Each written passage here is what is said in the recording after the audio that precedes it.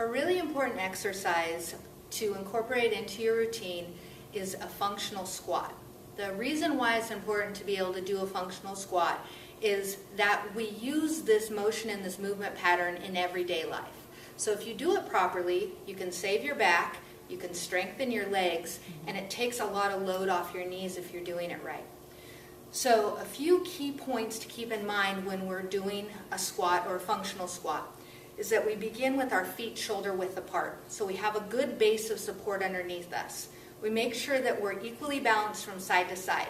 This is important when people tend to have a stronger side or an injured side. They tend to favor. You want to make sure that you keep your weight equally distributed on each foot. Then you think about elongating your torso, the area between your hips and your shoulders, making that long. As you lengthen and your head goes up towards the ceiling, your chest should open up slightly, so you're pulling your shoulder blades back in together. Now, once we've gotten to proper position, we want to lock down that position by engaging our core. Now that we are in good position and proper alignment and we are balanced from side to side, we want to start to bend. First direction that we want to go is our butt to go back and down towards the floor like we're going to sit in a chair. It can be a very small movement pattern, okay? Doesn't have to be a big motion to start. We can start very small, and even doing small motions like this is engaging almost every major muscle group in our legs, in our glutes, and our core is also working. Okay, it's very small. We can put our hands out in front of us for counterbalance, and I'll show you from the side. You can notice I'm not going very deep here, but my rear end is going back like I'm going to sit in a chair, and this is a good entry-level exercise, a good place to begin. If you want to take this exercise to the next level and start engaging your core and your legs a little bit more, what we do is we keep that same stance, and then we just lower ourselves further to the floor and then come back in. Hands go out, butt goes down, hands come back in. If we hold here, the intensity also increases.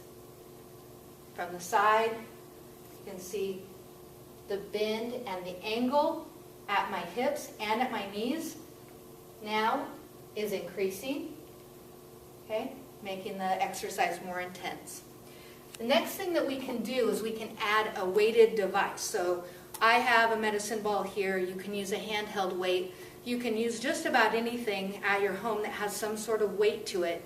And this is where it starts to become functional. If you need to pick up, a 10-pound sack of flour, pretend like this is your 10-pound sack of flour. If you need to pick it up off of something, this is where the squat becomes functional. You grab it here and you put it on the shelf where it belongs, engaging the core and using proper positioning with your legs. To make this more intense for your exercise, for your workout, you can take the weight, whatever it is, push it out in front of you, and bring it back to your chest. Now, I'm using the same movement pattern, but the exercise becomes more difficult. Okay? So now that you understand the form of a functional squat, you can apply it in a couple of different ways. If you're just beginning your exercise program, it's a really good way to start to get your legs in shape. So you can actually start doing reps of this or repetitions of this motion. You don't want to burn out right when you begin, so we want to set you up for success. So I would say if you have not been exercising for a while, to feel like you're getting developing a good base, start with a very small movement pattern. Even look at yourself in the mirror and make sure that your form looks correct, and do 10 in a row. After 10, give yourself a little bit of a break, and then do 10 more. After that, don't do any more for that day, and then reevaluate tomorrow and see how your legs are responding. If you have a little bit of muscle soreness, that's a good place to begin. Keep it at that level.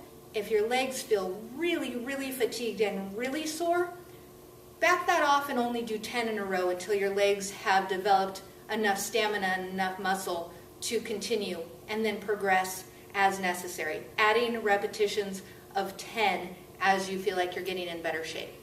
The other thing that you can do is, instead of viewing this motion as an actual exercise, apply it to what you're doing, while you're in the garden, or when you are unloading the dishwasher, or grabbing something off the ground. So this can very easily throughout your day just be a motion and a movement that you start applying into your life. So there's something on the ground, and instead of bending at the waist to pick it up, you can start to incorporate that functional squat to pick up the device, or whatever is on the floor that you need to put somewhere else. Use the functional squat to place it on the floor or to pick it up. And now you don't have to feel like you're doing exercise, but you're still getting the workout and the benefits of using the functional squat in your everyday life. So apply it in your day, have fun with it, make sure that your form is good, and you'll reap the benefits as you do this.